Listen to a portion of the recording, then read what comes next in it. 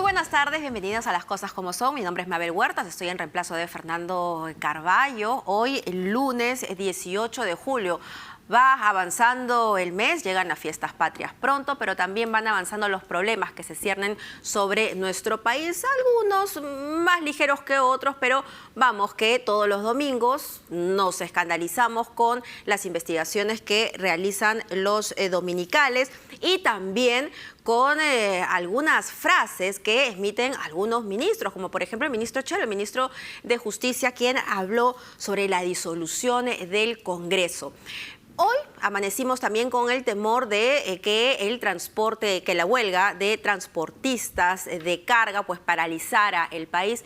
Felizmente esto no ha sido así. En algunos puntos del país, si bien esto sí ha tenido cierto impacto, en general aparentemente no ha tenido mayor convocatoria, por lo que la dinámica de las ciudades pues ha continuado, el abastecimiento de los alimentos está seguro. Lo que no está seguro es el abastecimiento de combustible. Ojo con eso, que es muy importante y gravísimo. Ya diferentes organizaciones relacionadas con el turismo están alertando de esto en plenas fiestas patrias, ¿no? Porque son precisamente por ejemplo, Canatur, la Cámara Nacional de Turismo del Perú, la Sociedad de Comercio Exterior, IATA, en fin, la Asociación Internacional de Transporte Aéreo, quien está advirtiendo que probablemente en los próximos días no habría combustible ni para los aviones.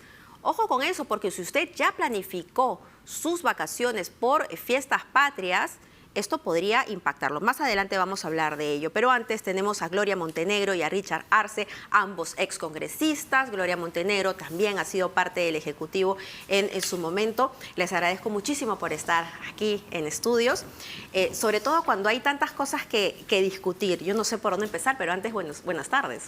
Buenas tardes, Mabel. Gracias por la invitación. Un fuerte y cariñoso abrazo para peruanas y peruanos en este mes patrio. Un gusto verte, Richard. No, el gusto para mí. Muchas gracias, Mabel. Lamentablemente lo que nos convoca no necesariamente son noticias amables, ¿verdad? Tendríamos que hablar en principio sobre algo que ha sacudido a todo el legislativo. De hecho, ya están pidiendo inclusive algunos la censura del ministro Chero, porque él en una entrevista desliza la idea muy frontal de disolver el Congreso de la República. Estamos hablando de poca preparación, de ignorancia o de una estrategia para que nuevamente haya una zozobra, ¿no? Aparte, esta estrategia de enfrentamiento con el legislativo. Le pregunto primero a Gloria Montenegro. Mabel, yo creo que a estas alturas nos vamos dando cuenta no solamente en la cartera de justicia o esto que vemos de la falta de combustible, qué tiene que ver con Petroperú, qué tiene que ver con el sector turismo, qué tiene que ver con el sector producción, qué tiene que ver con articulación de diferentes áreas. Vamos notando no solamente la incapacidad, el que están desarticulados, sino que justamente en temas de gestión desde sus carteras están lamentablemente, y tenemos que decirlo pues, en una incapacidad que llama la atención y afecta a los peruanos, afecta a las empresas, ahorita vienen las vacaciones en los colegios, ahorita el transporte que se tiene que movilizar, llevando los alimentos, sacando los alimentos de la selva, de zonas rurales, ese grave problema no lo han previsto. Y estamos viendo ya la gente alterada en las regiones que no quiere saber nada de nadie. Es decir, ¿usted cree que estas declaraciones se deben a incapacidad, inoperancia, ignorancia probablemente? Pero como el mismo ministro de Justicia, que se dice el mismo ser asesor del presidente, va a cometer un error tan grave? Algo que está marcado por la Constitución. Necesitamos dos cuestiones de confianza, que es la única razón que la Constitución manda para que el Congreso se cierre. Pero él lo dijo como si mañana le ordena y se pone de acuerdo con el presidente y lo puede hacer. No sabe que eso es golpe. Con un tufillo autoritario. Así es. ¿Cree usted lo mismo, señor Arce? ¿O aquí hay una estrategia de generar varios frentes? Es decir, hemos escuchado al presidente y al primer ministro atacar a la prensa, a los propios políticos. Hoy el presidente los ha llamado zánganos y vemos que también esta confrontación permanente con el legislativo, por más que el presidente en frente de una plaza diga, no, tenemos que coordinar, tenemos que llegar a consensos, pero luego vemos al ministro Chero, al ministro de Justicia, asesor legal precisamente del presidente de la República, amenazando con disolver el Congreso. ¿Es parte de una estrategia? es parte de este juego político donde nos está mostrando que a la clase política no le interesa el país. Yo diría hasta una especie de desidia frente a los problemas que está aconteciendo. No solamente es el costo de vida, que es una realidad, la inflación lo está marcando, es un problema mundial, es cierto, sí, pero era una ola que se nos venía y como gobierno debieron haber diseñado una estrategia de contención. No es que esperas que venga la ola y te va a revolcar y recién ahí te des cuenta qué vas a hacer.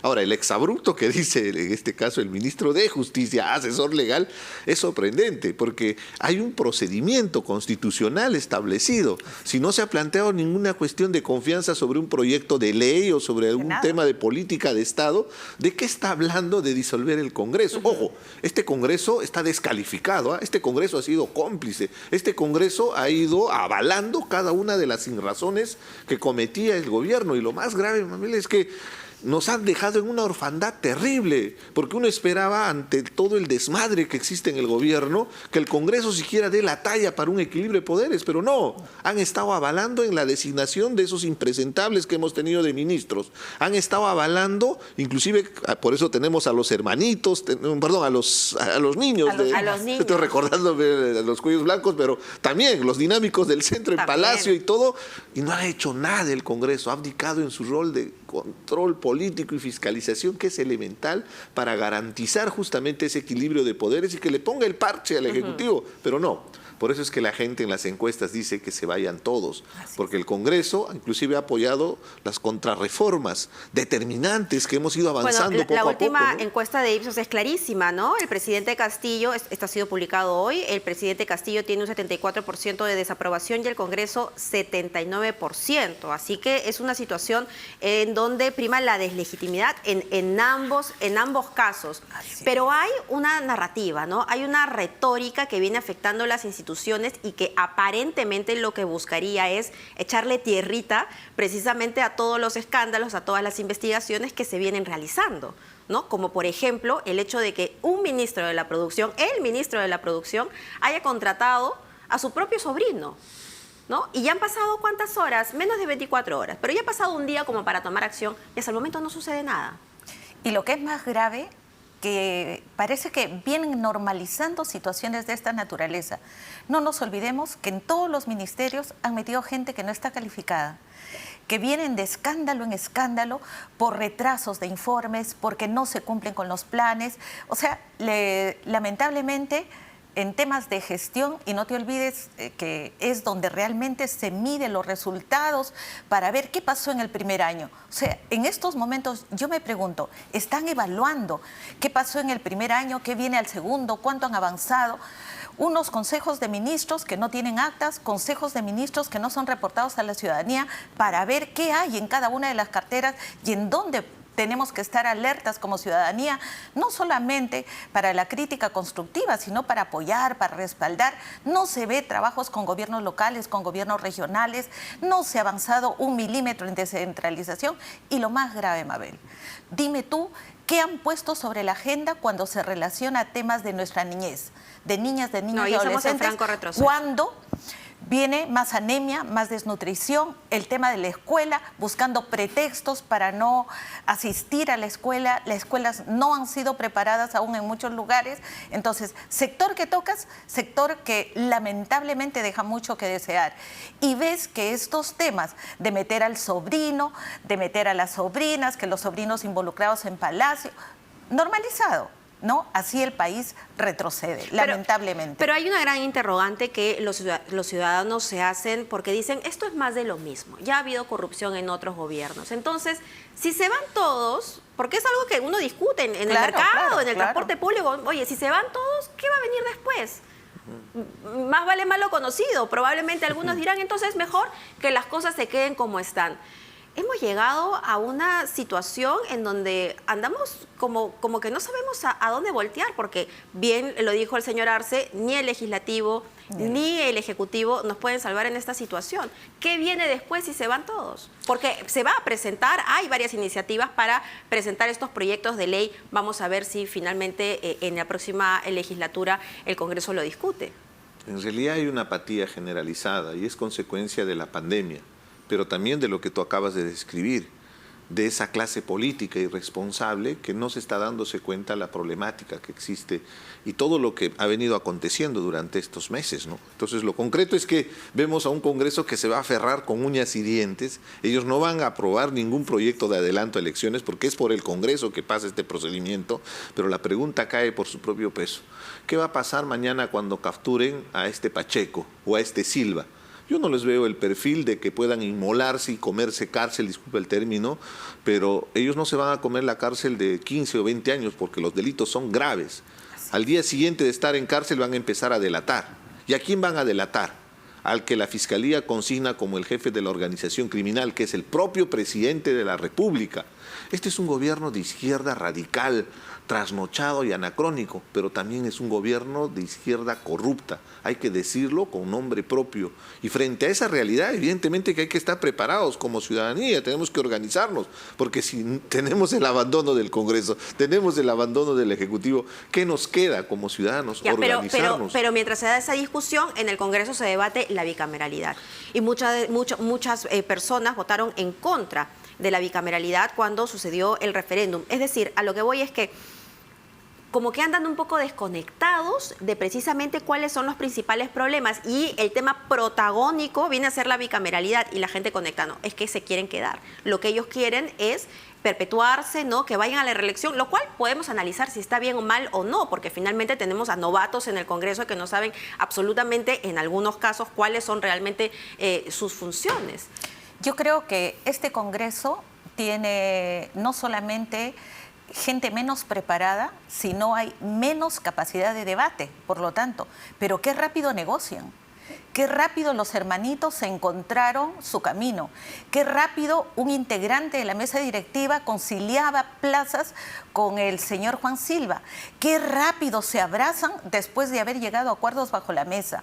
O sea, encima de incapacidad vemos cosas turbias, cosas oscuras. Y lo que es más grave, nuevamente te digo, las agendas prioritarias en las que todos podemos estar de acuerdo y en las que todas las bancadas podrían firmar cosas que realmente le va a servir a la población, no las tocan. Por ejemplo, ¿quién estaría en contra de priorizar el tema de la seguridad ciudadana en el ámbito nacional y convocar a gobernadores, gobiernos locales para trabajar una estrategia bien integrada? ¿Quién estaría de acuerdo en luchar contra la anemia y la desnutrición en las escuelas, en las comunidades, y cómo tener una nueva seguridad alimentaria que no permite el hambre ni que las ollas comunes estén mendigando? Pero ahí, por ejemplo, el Congreso no es una mesa de partes. Ellos podrían articular propuestas, marcos legislativos. Es que hay propuestas, ¿sabes qué? Hay propuestas de gestiones anteriores que las pueden actualizar, que quedaron pendientes, que están aprobadas en comisiones. Hay propuestas presentadas, pero que como no son de los amiguitos, no las ponen al debate. Y ponen al debate cosas que no valen la pena y que más bien nos dividen. Y ahora que hablamos de producción legislativa, ¿cuál cree usted, señor Arce, que es el mayor legado de la era María del Carmen Alba? Es complejo, la pregunta es muy difícil porque yo empiezo a enumerarte más bien cuáles han sido los despropósitos, ¿no? El hecho de tumbarse la SUNEDU creo que es determinante. Eso que la SUNEDU solo te exige estándares mínimos. O sea, no te están pidiendo que seas excelencia, no. Están exigiendo lo mínimo porque habían universidades garaje y se había hecho un avance con el licenciamiento. La mayoría de universidades nacionales han pasado. Las que no pasaron, esas universidades que eran negocios. ¿Cómo puede ser posible que un congresista como Luna Gálvez, que es propietario de una de esas universidades tan cuestionadas, a las que vote? No se les licenció, ¿no? Cuando tú sabes, hemos sido congresistas, cuando hay un proyecto de ley donde tú tienes un claro conflicto de intereses, tú tienes que abstenerte, no tienes que participar ni siquiera en el debate, porque evidentemente se compromete tu decisión, tu voto, por más que seas congresista, con un tema determinante que está relacionado a un tema particular. Los congresistas no auspician intereses particulares, ese es el juramento que se ha hecho, ¿no? Pero esa es la muestra justamente. Entonces, a mí lo que me hubiera interesado es que hagan la reforma política para evitarnos que se repita esta historia, ¿no? Que nos garantice, por ejemplo, en el Congreso una renovación por tercios, para que la votación de los congresistas tenga efecto, para que la gente a la mitad de su periodo pueda remover a los que no trabajen o a los que están metidos en chanchullos, ¿no? Seamos claros, porque hemos visto con los niños y hemos visto con los varios congresistas topos que están jugando a intereses particulares. Inclusive no es el tema del sueldo el que los está motivando motivando. Algunos sí se quejan de que ganan muy poquito, ¿no? En un país donde la mayoría de los peruanos gana un promedio de 1.000 soles o hasta menos, es un sueldo bastante importante. ¿Por qué tendrías que quejarte? Al contrario. Y lo más grave, si te pones a analizar así con objetividad, así como Bruno Pacheco, no ganaba menos de 1.000 soles antes de ser secretario de Palacio de Gobierno y después gana 19.000.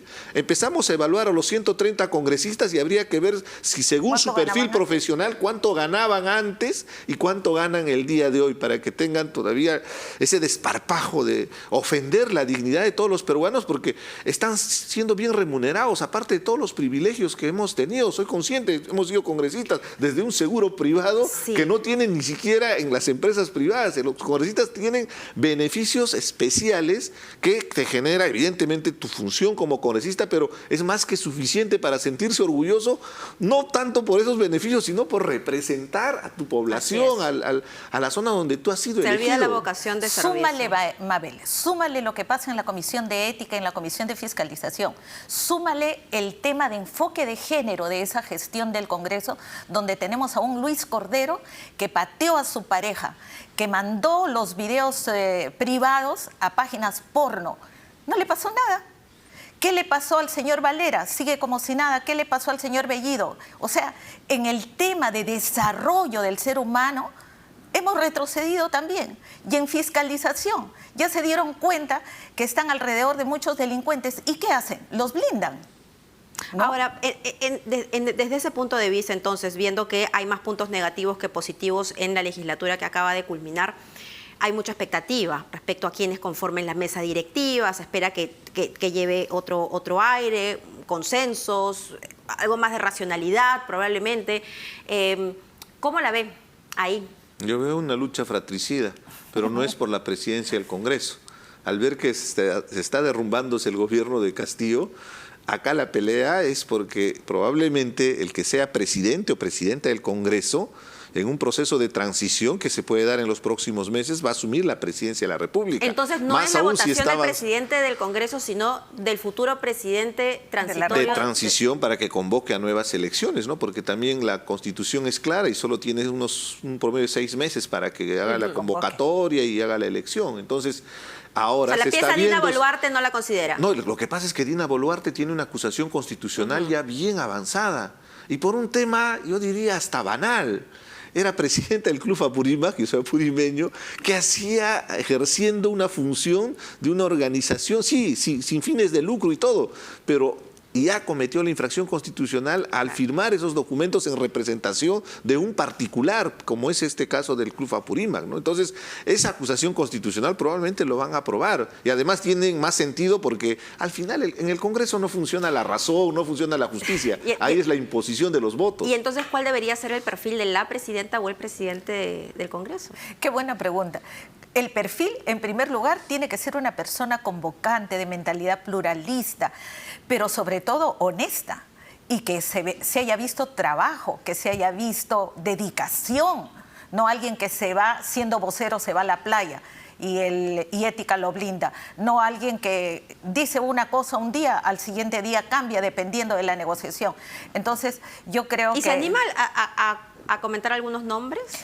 Mira, yo siempre estaré en favor de las mujeres y digo, de todas las mujeres que veo en el Congreso, quienes realmente me representan. A mí me encanta el rol que ha hecho Flor Pablo, me encanta Susel Paredes, en Juntos por el Perú también hay un par de cuadros, entonces seguiré apostando por las mujeres, pero no me digan pues que Echaíz, después que ha blindado a los hermanitos de cuello, a los del cuello blanco, no, pues ahí nada que ver. ¿Y usted? Para mí es complejo porque son muy pocos. Ha enumerado a unos cuantos congresistas que de alguna manera se mantienen su posición, ¿no? Como Susel Paredes también podríamos sumar. Pero vamos a contarlos. El problema de Susel Paredes es que es muy confrontacional, pues entonces genera anticuerpos, ¿no? ¿Verdad que, o sea, con todo el respeto evidentemente del mundo, no, pero yo te estaba diciendo... Es el problema de ser así, sincero y decir las cosas como son. No, pero debería ser. En esta circunstancia, en momentos álgidos, lo que se requiere justamente es una personalidad fuerte para que pueda poner orden, porque si no, esto es... Esto es terrible, Mabel. Pero si vemos que dentro de los mismos partidos, como por ejemplo APP, donde usted estuvo militando, Así ¿verdad? es. ¿Sigue ahí?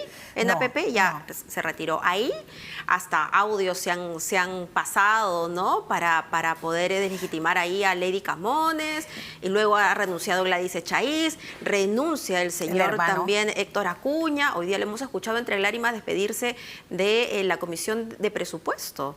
O sea, la cosa es realmente, como bien decía, la describía una batalla fratricida. Están peleando por el la premio presidencia de mayor, la es más República. que evidente, y ahí no importa las lealtades, ahí no importa el proyecto. Al final, si te das cuenta, parte de la reforma política pasa por constituir verdaderos partidos políticos, pues, porque al final son simplemente membresías O vientres de alquiler. claro, vientres de alquiler que se forman en el momento. Pero mira, Mabel, pero es por la propia legislación, Glorita. Si tú te Richard, pones Mabel, a analizar, pongámonos es el Jurado en- Nacional de Elecciones que no ayuda también a fortalecer desde su legislación a que los partidos tengan una verdadera representación. Pongámonos en modo positivo. De todos los congresistas que han hecho un excelente trabajo, un buen trabajo en este primer año, ¿por qué no mirarlos no en función a su bancada, no en función a si son 3, 5, no, sino en función a la capacidad de gestión que tengan, a la capacidad de liderazgo? Porque como tú dices, tienen que aglutinar, tienen que llegar a consensos, tienen que saber hacer una agenda y ponerla sobre la mesa para sacarla adelante. No retroceso, tras retroceso, Entonces, yo creo que ahí lo que tiene que haber es mucha apertura. Y los partidos políticos que si realmente están pensando en el país, tienen que ceder poder en función a que no tienen cuadros. Lamentablemente, Acción Popular se ha quemado, no solamente con los niños, con la presidencia del Congreso, que no ha sido convocante, que no ha tenido sensibilidad social, y que lamentablemente esa mesa, en lugar de dar buen ejemplo, sucedió todo lo contrario. O sea, el señor Wong y la SUNAT, o sea, cada tema que coges es un tema... Cada uno tiene un asunto en particular. Veamos Eso que de no- lo bueno que hay, Pero ni siquiera hemos hablado de la que era la bancada mayoritaria, Oh, que era la era bancada de Perú Libre, Libre. que ahora son 4 bancadas o 5 bancadas, o desmembrado, inclusive sí. al extremo de que ya entre ellos hay también una lucha interna, interna. y que no les importa. En el caso del serronismo es capaz de juntarse con el Esta fujimorismo. fragilidad del Congreso, finalmente, este fraccionamiento que hay en el Congreso asegura todavía una estadía al presidente Castillo Así es. en el Ejecutivo. Cada vez que el presidente Castillo comete un exabrupto, inclusive yo diría hasta ignominias contra el país, y uno siente que ya es el momento, automáticamente desde el Congreso le lanza un salvavidas con los despropósitos. Lo que ha sucedido la semana pasada, por ejemplo, con Merino, al develar su imagen, es totalmente imprudente en un contexto que no correspondía, porque acababan de blindar la investigación que se debía hacer para saber quiénes fueron los responsables de los crímenes de Inti y Brian y los jóvenes que también están heridos. Lo que Nada. pedíamos era investigación fiscal, y el Congreso lo único que iba a hacer es habilitar. Así es. Los congresistas tienen que entender que ellos no juzgan, ellos simplemente habilitan un proceso de investigación, y será la Y cerraron fiscalía esa posibilidad. quien se encarga. Así es. ¿Y Para qué terminar, hicieron? Nada ayudó más a este presidente que este Congreso, ¿no? Salen a hablar, a criticar hasta no más, pero en el fondo lo ayudan. En el fondo quieren quedarse y por lo tanto no lo van a tocar. Bueno. Al contrario, lo están blindando. vamos a ver Y- qué sucede entonces este 28 cuando escuchemos al presidente en su mensaje a la nación. Él ha anunciado sorpresas. Vamos a ver Vamos qué a tipo ver. de sorpresas. Ojalá Oh. que sean positivas. Depende de qué ángulo se vea. Más de su improvisación es lo más probable, y nuevamente se encumbrarán los extremos, ¿no? Porque es la extrema derecha y la extrema izquierda que están haciéndole mucho daño al país. Y terminarán en abrazos. Eso Bueno. es lo más curioso. Lo veremos. Por ahí es pitoniza y lo vemos ese 28. Muchas gracias, No, gracias, a Gloria Mabel. Montenegro y también a Gracias Richard a ti, Arce Mabel. por estar esta tarde con nosotros. Ya volvemos.